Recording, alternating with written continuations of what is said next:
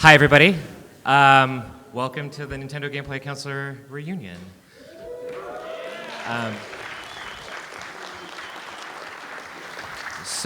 My name is Stephan Reese. I'm co-host of the Collector's Quest podcast. I don't know if anybody woos. Yeah! All right.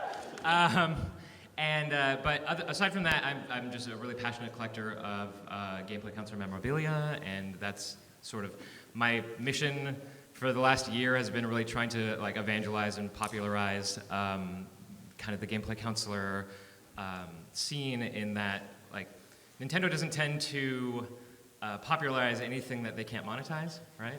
So there's just this huge piece of Nintendo history that not a terrible amount of people know a whole lot about. They knew these lovely people existed, and that was kind of it. So if you haven't been to the museum downstairs, please go. I drove 16 hours with all that garbage downstairs to show it to you. So please go. But without further ado, I have 4 original Nintendo gameplay counselors that I would love to introduce. Just to my right here is Casey Pelkey. Tom Kristensen.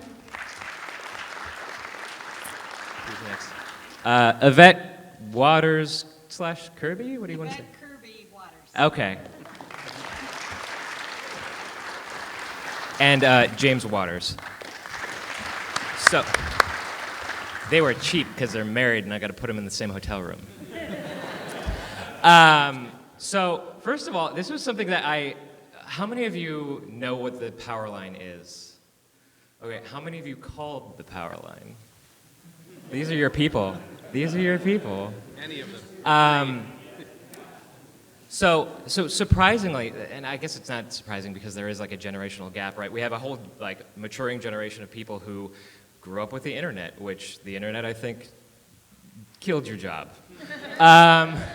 Because downstairs when I was looking, or when I was presenting the exhibit, I got a lot of oh, is this development stuff? What's going on here? And I'm like, no, it's from the call center. And then they're their eyes glaze over, and I'm like, oh, you don't know what a call center is. Or the younger kids were like, I don't understand why they didn't just Google it. So I guess, Tom, you and I were talking about this the other night. You weren't sure whether or not people would actually know what it was you did. So you want to take a stab at explaining to people what a gameplay counselor actually did? Sure. So, back in the day, as Steph was mentioning, pre-internet, playing a game, playing a Nintendo game, playing a Nintendo licensed game, and you get stuck, right? We're all gamers. You get stuck playing a game. And it's okay, what do I do now? So, of course, Nintendo is in their infinite wisdom, open up this, again, Stephan mentioned the call center. So, we have this cubicle farm of us counselors sitting around. And yeah, the job, to be fair, it was advertised as, I believe I still have the want ad back in the days of classified ads. How would you like to get paid to play video games for a living? And that was the no BS ad, right? So it's oh, well, that sounds pretty cool. So, they hire us and they bring us in and they train us, phone etiquette, things like that. But of course, what's the primary job is tech support for games. Hey, I'm playing Legend of Zelda. I'm lost in this palace. What do I do? And then we go from there. So. Does anyone so how did you find? So you answered an ad. Is that what you were saying? Essentially, the ad. Does anybody else have a varying story that they'd like to tell about how they discovered their job as a gameplay counselor? Well, I can say that I did answer an ad. I'm one of the French bilingual gameplay counselors. So is there anybody in here from Canada who called the French line? There was a French line and a Spanish line. So we handled all of North America and sometimes Europe. And the Nintendo posted an ad for French speakers. Previous game experience not required, just you needed to be able to speak French. And I needed a job, and so I applied, and when I got hired, the only game I had ever played, I just told them this, honest to God, was Tetris on Game Boy. And so it was a crash course in playing these games and basically having to, by the end of training, I had to finish Final Fantasy II, Legend of Zelda: Link to the Past, and Dragon Warrior 4. And I was honest to God scared that I was going to lose this cush job because I couldn't beat Ganon. So, but So it was, but the ad said French speaker, not, it's like we can teach you the games, you just have to speak French. Casey, I think were you gonna say something? Oh, I mean, I joined Nintendo in 1989. I was still in high school, and I was working for a company named Lumbermans, and I was stocking shelves for $2.75 an hour, and cleaning restrooms when the truckers were done. And it was, it was my school job, right? And I saw an ad in the paper, and everybody really started on a temp agency. Nintendo started with temps, and then you had to prove yourself to go to a full-time employee. But I remember meeting with the temp agency, and they said that we'll start you out at $8 an hour, and my jaw hit the floor. And they said, here's a Nintendo system, go home, play these games, and you'll come back and you'll take a test. So I actually had 30 days to play games, and came back and took the test, and the rest was history. We did a lot of training actually as well, so you had to play, I think, close to 300 games before you went on the phone. But everything was done by memory and book. We wrote down everything, so we didn't have computers or anything like that. So, but for that kind of money, I was in Fat City, got a brand new Toyota Corolla, and by brand new, I mean it was about 13 years old, but it was awesome. I mean, speaking of the memory retention, I think I've seen a clip of it's a counselor playing Duck Hunt while on a call, walking someone through Final Fantasy, and that just blows my mind. So one thing I just want to pause. I meant to ask this first. I think for a lot of you, at least starting out, you were kind of expecting this maybe be a summer job or just something that was just another milestone in your long careers. We basically filled this room today. What is it like knowing people care so much about something that maybe you didn't expect at the time would, you're sitting here so many years later, what's it like knowing that this many people care? Trippy. It's awesome.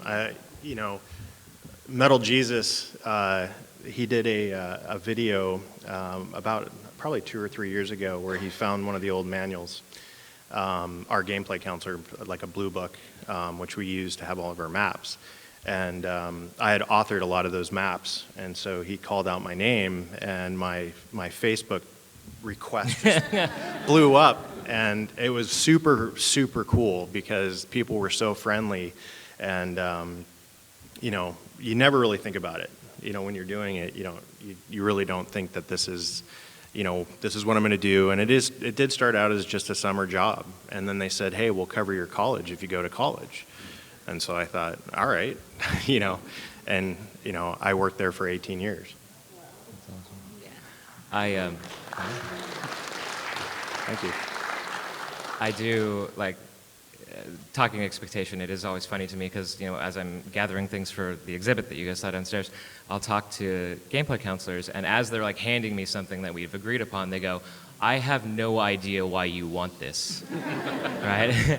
And, it's like this half-off coupon for a restaurant that doesn't exist anymore. And, there's stuff like that I'm super into. Or, half a box of their old business cards. So it is fascinating to me that, there's still, I love that everyone cares. And like I said, I drove that collection 16 hours to you so you could see it. And I love that I'm just so thrilled. There's been a year of my life planning this, so I'm so thrilled that so many of you are into it. So thank you. I want to ask kind of a general, worst, best, funniest, whatever calls, if you guys have stories like that. But particularly first, I wanted to talk about Dragon Warrior a little bit. I don't know, I'm sure many of you know that at one point in time, they basically gave a copy of Dragon Warrior to every single Nintendo Power subscriber. And so you just put 1 million Japanese RPGs into a demographic that had never played one in their lives. I don't know if you guys saw the display downstairs, there's a button that says I survived Dragon Warrior, and it's got like this flame coming out and hitting this dude in the face. They made those for a reason. So how crazy was it really that crazy? Were you guys going nuts? Like, were you sleeping under desks? Like, what was that like? I'm looking at Casey because that was a little before my time. Yeah, I mean, it's funny. We've kind of tried to reminisce a little bit about it. I think that the setup for the giveaway, trying to package it all and mail them, was the real crazy part. From a gameplay counselor standpoint, we did get a lot of calls, but they were very trivial. Like I'm at the beginning of the game and I just don't even know what to do, and it's just like just beat slimes all day. Just keep doing that until your level gets bigger, and just keep doing it, and then they'll become easier, and just keep doing it, and you'll do that for about 10, 15 hours, and then move to the next area, and they're like, okay. So I mean, not a lot of super detailed stuff. I mean, certainly an increase in call volume, but I think that the big push definitely was just trying to mail. They underestimated what it would take. Grossly. And so really it was everybody in the company at every level. We were like, putting games in boxes and shipping them out. And so that was a real survival part of that. And there was, Stephan mentioned, a bunch of brand new fan base, audience, playing a new genre of games, and where maybe before they were just used to, action type games, and now all of a sudden they're playing this menu driven game. And yeah, one of the calls that I remember taking was from a frustrated game player, and he's like, okay, so I'm, I guess I'm in the basement of the castle or something like that, and I don't know how to get out. And I was like, well, you have to go over to the stairs. And I don't remember what button you had to press, but you have to press a button to bring up the menu, and there's stairs on the menu. And then you select stairs, and you can go up the stairs. Well, I did that, and I'm just not going anywhere. And so, and that was, I think, one of the disconnects for us is when you're talking to somebody who's playing a game, but you can't see exactly what they're doing, and they're saying they're doing what you're telling them to do, but that's not the case, then that's definitely leads on frustration on both ends. But eventually you figure out, okay, process of elimination, was this guy maybe just not standing, facing the right square or on the square or whatever it was, but eventually you Q&A and you narrow it down and you help them out. So some interesting calls. So, Yvette, Yes. before we move on to if anyone has an interesting call story to tell, I wanted to address briefly, we talked about this right before. So you were working at Nintendo in the 90s, and your last name was Kirby. Yes. You wanna talk a little bit about what that was like? Well, okay, yeah.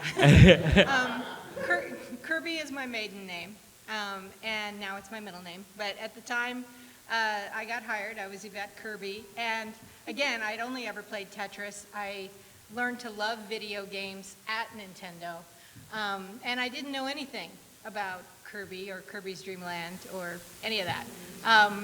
But I found out really fast. There's, I think, at least one of the, Nintendo of America would name the conference rooms after games. So you would say, okay, I've got a meeting this afternoon in Dragon Warrior or in Kirby's Dream Land, Kirby's Adventure. My cubicle, I got a lot of shit, I would say, basically, from people. Yeah. And then, so all of the years that I was a gameplay counselor, I was at Nintendo for 9 years, 5 years as a gameplay counselor, and then went over to Nintendo Technology Development, and that's when James and I got married, so my name changed. Anyway, but Kirby, that's who I was there. Any advice for incoming president Doug Bowser? Good luck. Yeah, Bowser was another one, yes, exactly. Yeah. I won't tell you the rude jokes about sucking. That completely derailed me. I'm sorry. I was going along just fine, and then Yvette gets dirty, and I'm just like, what? Can we talk about being a woman in the gameplay industry in the 1990s? Yes. Yes, we can. No, I don't mean to sidetrack. No, do it. But, I told you I'm not going to stop you. Go.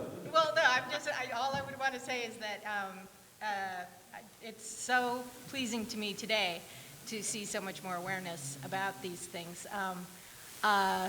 It was hard, you know, I mean, it was a lot of fun. It was sometimes in a call center that was really large like that, and everybody was like 30 or under. It was a bit like a dorm or a frat house, sorority house kind of thing sometimes, especially during Hell Week between Christmas and New Year's, when everybody was calling because they'd all gotten new systems. And but there were some things about, there were a lot of women gameplay counselors. Obviously, we were really drastically outnumbered. And I would say that in general, I didn't really have any issues with my coworkers. Like they were pretty good. I did have some issues, some of the things that women deal with when you're trying to climb a ladder in a business anywhere. Certain assumptions. When I went to Nintendo Technology Development, I was the only woman in a group of 22 engineers. And for 4 years, that was really hard. But that's going to be a different story for another day and another panel. Anyway. We're just going to make the panel longer. I'm sorry, we're hearing the story. No, I mean, a lot of progress has been made in 25 years, and the progress is still being made. But it was a lot of fun, and we had a lot of good times, and you have to just learn to laugh off the sucking jokes. Yeah. To keep your job. Anyway, that's all I'm going to say about that. Okay. So I'd like to start talking about, one of the biggest things. I've done some like informal polling and people who like would want to ask you guys questions, and almost all of it was like, what's the best call? What's the worst call? What's the most awkward call? I mean, I think we can all kind of address this together. Does anybody want to start off? James, I would love to put you on the spot if you have Sure. a call you'd like to talk about. Yeah, probably one of the best calls is when you get calls from the really little kids. And there's usually a couple of common questions that are really, really great. And probably the best one is, what's Mario doing and can I talk to him? Oh my. So those are probably the best calls. And a lot of the kids, they're really polite, they're fun to talk to. And of course, Nintendo had the pat answer of, he's working on his new game, and he's really busy right now. Can I tell you more about what we're about to release that he's in? So kind of priming You the market for upsold that the next little trip. kids, James? That is not... Man. Anyone else? Yep. So, yeah, that was probably the funnest call. The next one I'd probably mention was a little bit off the subject of gameplay, but is that we've talked about Hell Week a couple times. But that morning after Christmas when somebody calls and they're really frustrated and you get the system hooked up and you hear the logo go on and the noise behind them in the phone just erupts and their whole day is made because now the Nintendo is working and before they thought it was broken. And that's the best Aw. feeling ever. That is the best feeling. That's awesome. Yeah, just to elaborate on that. So a lot of people don't know that in the call center, in the beginning, they felt like there were two types of employees. There were gamers and then there were tech people. And the tech people did customer service. They helped people get the system up and running, and the gameplay counselors helped with just gameplay. But then they started to realize as the call center grew, and at one point we were at least 400, that you could cross-train. And then that became a game. So you could become an advanced super agent. So that's something that when you see in the museum some of the jackets and stuff, people would, proudly wear the status, that they got. And we got lots of little trinkets to kind of showcase that. And so we got to see both sides of both gameplay and customer service. And during Hell Week that James talked about, that's where you would work just 12-hour shifts, just taking calls of helping people set up, trying to explain what an RF adapter looks like. And for anyone who knows back then, an RF adapter, most people would never understand that that's how you hook up a TV, coax cable. And we used to describe it back then because it was politically okay as like it was the size of a pack of cigarettes. Yeah. And this will never fly now, so. Hey, 5-year-old Billy. It's about yeah. To the parents, Yeah, to the yeah. little kid, it was a bar of soap. We all had ways to describe it. Yeah. or a deck of cards. Before we go on, you said 400? Yeah, In we the had, call center? I think at peak, we had around 400 employees in the call center. Yeah. I mean, they built an entire building just dedicated to the call center. That's amazing. Yeah. Also, just because it made me think of it, and he's not here to defend himself, so I'm not going to name him. But when you said super agent, there is a particular, he said wearing things proudly. There is a counselor, and almost everyone that I talk to eventually brings him up. There is a counselor that became super agent and then began wearing a cape. And we were talking, there was like some brief, I was like, do you want to sell me your cape? Because that seems funny. But yeah, that was really funny when you talked about wearing it proudly. Anyone else want to talk about calls? There was that period in the late 80s, early 90s with the whole console wars, right? Sega versus Nintendo, and the evil empire and the upstart and everything. And I think it would just, in the course of a day, it just every now and then you get a random call where, some kid is like, Nintendo sucks, or something like that, Like a click. prank call? Like, Nintendo sucks, click. This was when the call was free. Okay. As soon as it became a toll call, we didn't get those calls. Trolling when it costs doesn't happen. Yeah. And then, or the other guys who were looking to, engage you in a debate at some level, right? And so they go, oh yeah, well, Sega has blast processing, how about that? And, we were trained, it was a customer service job, so, it's not like you go, well, screw you, kid, or something like that. Were we thinking it? Oh, yes. Yeah, we were thinking it. But, So if you're in this room, on the phone, we had to present our, corporate faces. But, amongst the counselors, it eventually, came to be that's like, well, has anyone ever pushed back on one of these guys and said, well, can you explain to me what is blast processing? and then you get the silence or just the, Or well, they hang up. yeah, Nintendo sucks, So yeah, there was definitely that the console wars. We definitely had our fun at that while that was going on too. funny. Yeah. Did you ever have people, speaking of console wars, did you ever have people wanting support for Sega product? Oh, yes. Like not Yes. understanding? Yeah, I had I still remember this call because I was still kind of in training, and they have this time period where you're sort of, got training wheels and your lead is listening in on your calls and helping you if you get stuck. And I remember this lady called in, and she sounded very nice, but she needed help with a Sega Genesis that was broken. And I was explaining to her that she needed to call Sega. She said she didn't know how to call Sega, and I said I didn't know how to call Sega either. So she's like, well, can't you just fix this? And I'm like, I wish I could. No, we can't. And then she got really, really testy, and I was kind of surprised at how angry she was. And she just blamed us that, you're all the same company anyway.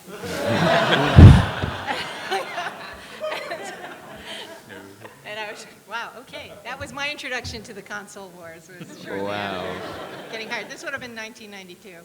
Yeah. So, Yvette, I know yesterday we were talking about a repeat caller that you were going to talk about. Did you want to talk about? Or James is nodding his head. He knows what I'm we talking weren't about. going to mention names, but we did Right. have some callers who, they played a lot of games. They really liked Nintendo. Maybe they were bored. It was an 800 number. Even the 206 direct line number was just a straight long distance call to Seattle area. And so sometimes you would get some people who would just call and call. Honestly, I think it was like early trolling in those days, but they would call and call and call and call. And just want to talk to you? Just want to talk or ask questions or try to get gameplay help on the customer service side, on the 800 line. And there were, especially when we got really busy and the resources got trimmed back a little bit in terms of who could answer calls and stuff. Nintendo, I remember, certainly we had to do this on the French line, had to block a couple of phone numbers and just, unfortunately, we sent letters to, this is a kid in Canada, sent letters to his family and said, you're going to have to kind of cease and desist because there's only, there'd be maybe 3 French speakers available at a time. And when you're really busy, you had to, get through these calls really quick. So, but this kid was really smart. He'd go and he'd call from somebody else's phone. And so, and also because we were such a small team and there were so few of us, we got to know everybody pretty well. So, you had a small team, but on the American line, we had, upwards of 300, 400 people at some point. But there was like one in particular, again, no names, no shame, and it's like he would war dial Nintendo. And you'd get a call, and after a while, you'd recognize the voice, or he'd give you his name, and you'd know who he was. And so there ended up being this kind of side effect of what people now call prairie dogging, where you'd get a call, and you'd hang up the phone, and you'd stand up and say, blah, blah, blah is calling again, just to see. And a couple minutes later, you'd hear it over there, and then over there, and then over there. And it was always the same game. And while you were looking up the information for this question he would ask, he would then start talking about it in detail. So he was a really big fan, so you didn't really want to shut him down, because these are great people who are really enjoying the game, but they just wanted to talk more and more about their favorite game. So, we answered the question as best we could, said thanks, got to go to the next call, and we'd hang up, and they'd just keep calling for like an hour, and then it would go quiet. And it would happen a couple times a month. Just really loved the game.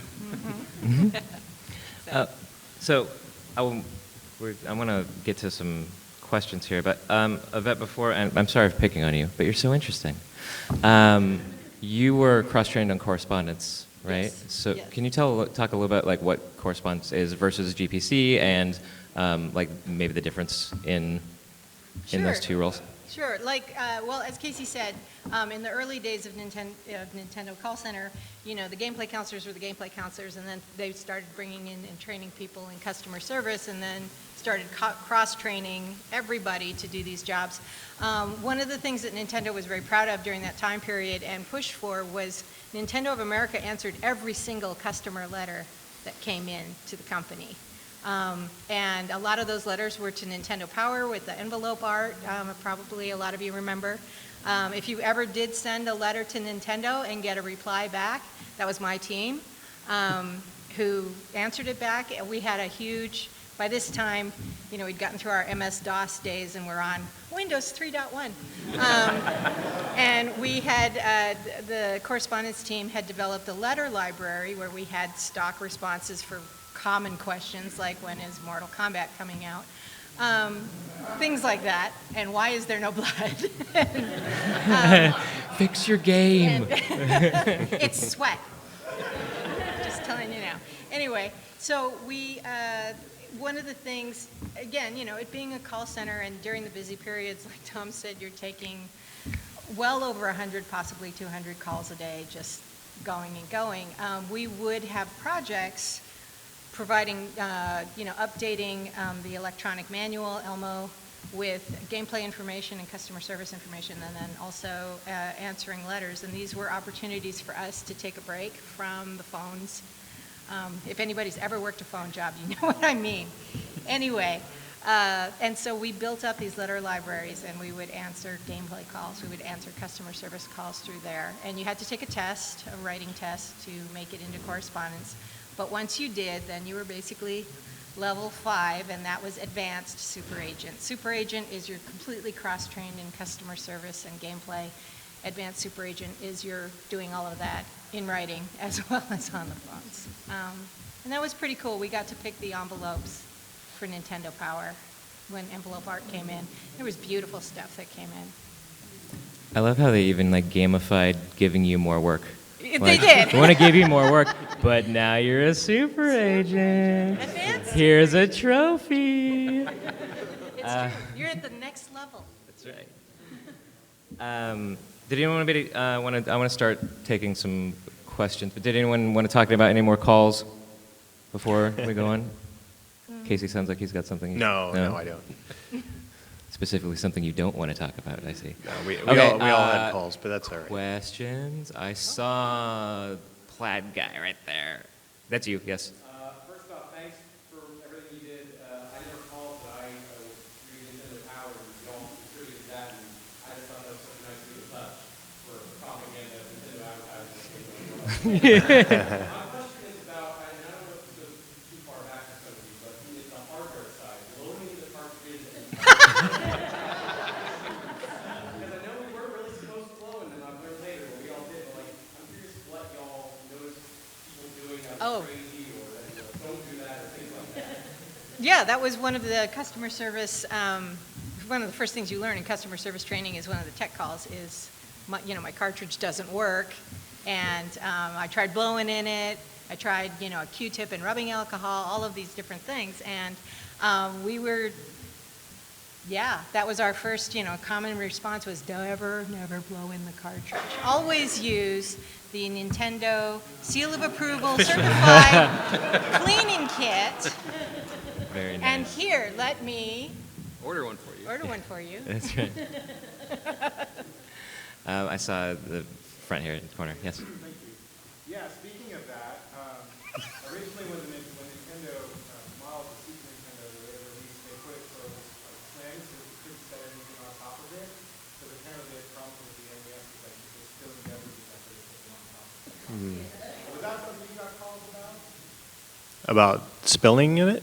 Yeah, because they Why doesn't it work? revising it so that you couldn't set a beverage on top of the console. The interesting thing is that we would hear about what was shipped to the company. So the tech service was below us, and they would describe machines full of candy or chips because they had doors that kids could stuff things in. He means literally, they were downstairs and we were upstairs. Yeah, two level, building. But I don't know about them, changing the model or the form factor because of those type of things. But the person behind Nintendo, Mino Arakawa, Mr. Arakawa was so passionate about making sure fans could continue to play, because without the players, then the whole business collapses. So when we heard stuff like that, where somebody did something that was quite silly or something, his response wasn't buy another one. His response was send them a new system, figure out how to get a new system in their hands. And that was something, and I've worked for him for over half my life, that I always will remember is that the customer is number one. And so the reason that we had 400 customer service agents, GPCs and stuff, was because he insisted that we take care of the customer. And there were so many times where we would get a call where someone was frustrated, a mom, whatever, and the flashing red light or whatever, and if we couldn't solve it, we would pay to have somebody come out to their house to get the system, to bring it back, to fix it, to send it back. It sounds like really rare service. It was amazing, yeah. Amazon, they just have money to burn. Exactly. You in like the middle. Yeah, yep.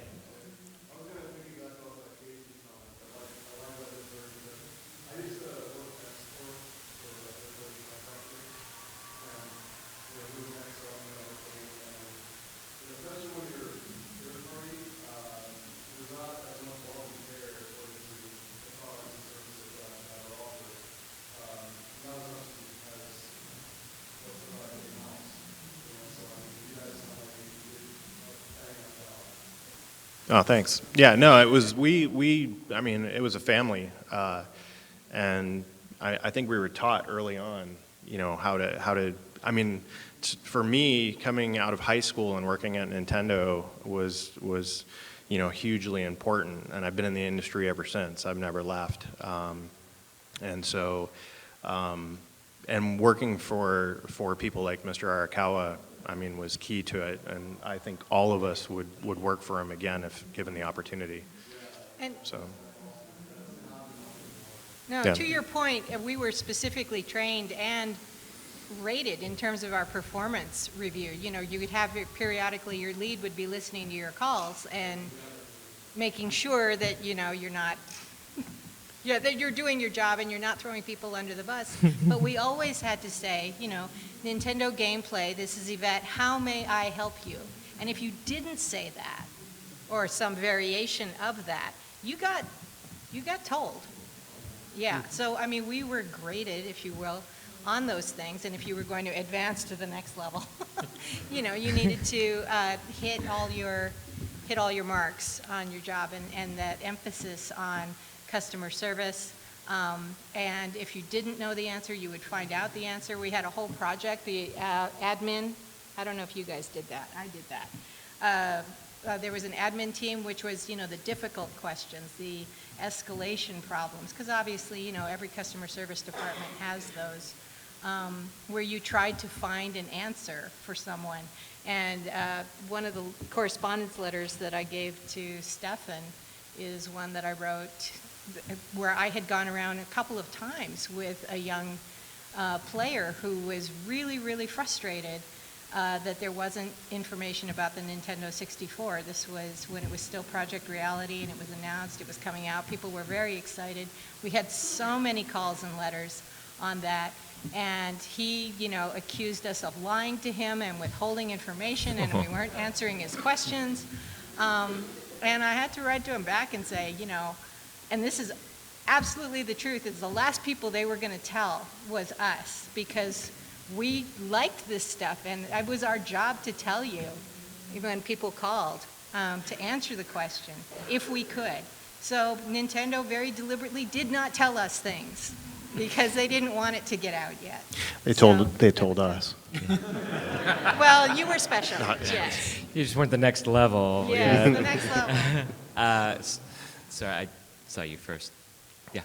So before pre-internet, how did you have to deal with cryptic game design in terms of how to make a design quest, where you have to kneel in front of a stone and select the right crystal and then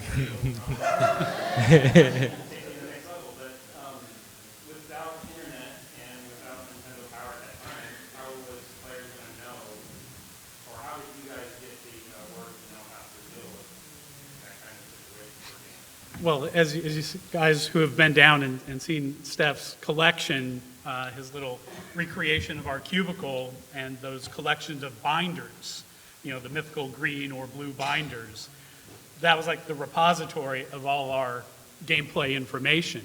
So as a brand new counselor, you probably haven't played, maybe you haven't played Simon's Quest yet, kind of thing.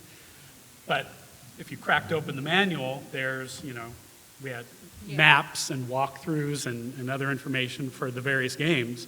So, it was, I know I answered a lot of questions on games that I never played simply by using the maps and info that Casey and some of the other counselors who were prolific, content creators for the game counselors. And so you use this information, and then if it was one of those cases of, I'm explaining it the best I can, but you're still not being able to accomplish whatever it is in the game, then I could always transfer you to a different, gameplay counselor who was, skilled in that game. So. And it was the counselors who created all of those map manuals through trial and error. They just had to play them and just brute force figure them out. You with the, yep, on the aisle. Yep, you had your hand up first. Yep, yes.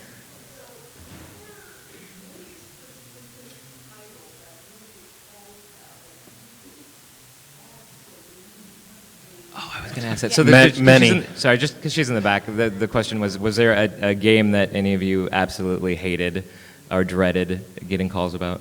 Adventures of Lolo 3. Legacy of the Wizard. Legacy. Legacy was probably, there were a handful of games. There were actually many games you hated getting calls about. Almost any Koei game. Yeah. Aww. Well, I liked them, but they were hard because they were simulations, so. The problem was when somebody wanted to walk you through something that if they made one wrong step, you started over. And you would spend, back, especially when it was free, you would spend a couple hours on the phone with them.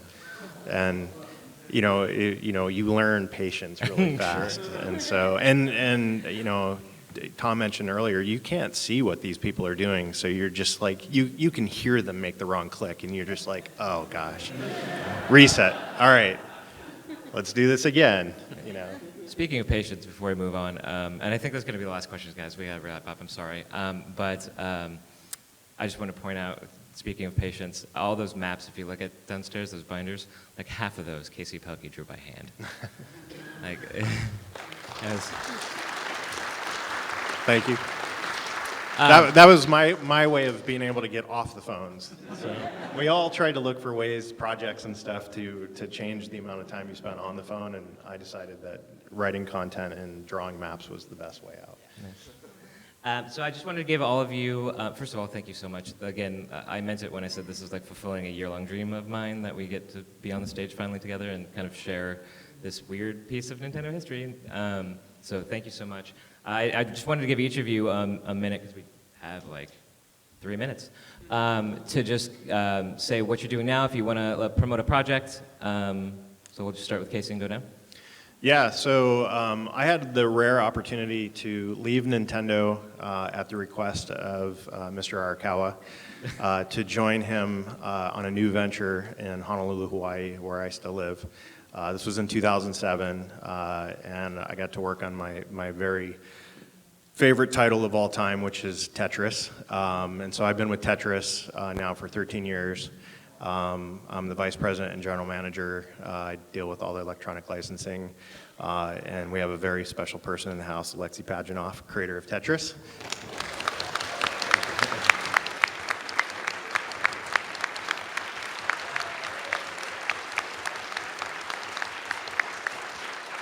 So I started when I was just a little young pup with lots of hair. And I just love this industry. I love the people that I get to work with, the people that I get to meet, and I was really thankful to be able to take part of this, and appreciate the invite and all the passion that you put into it as well. And it's so great to see my old friends up on stage. I'm currently a freelance writer, editor, but Nintendo was definitely the springboard in my gaming career. After being in the call center for about 4.5 years, I finally got the coveted promotion to product acquisition and development, otherwise known as the Treehouse. And so, I got to work on Donkey Kong Country and things like that, and do lots of incredibly fun projects. I was on Team Nintendo, so I got to travel and promote our new systems and titles. And then that experience just, led me to other stops, in my gaming career as a game designer. I worked for Microsoft. I worked for some developers, some publishers. I did a stop at Wizards of the Coast, and I was an editor on the D&D team, which was really just a hugely cool thing for me. So Nintendo definitely paved the way for my gaming career. I would say that, Nintendo started my career in technology. Like I said, I got hired in because I spoke French.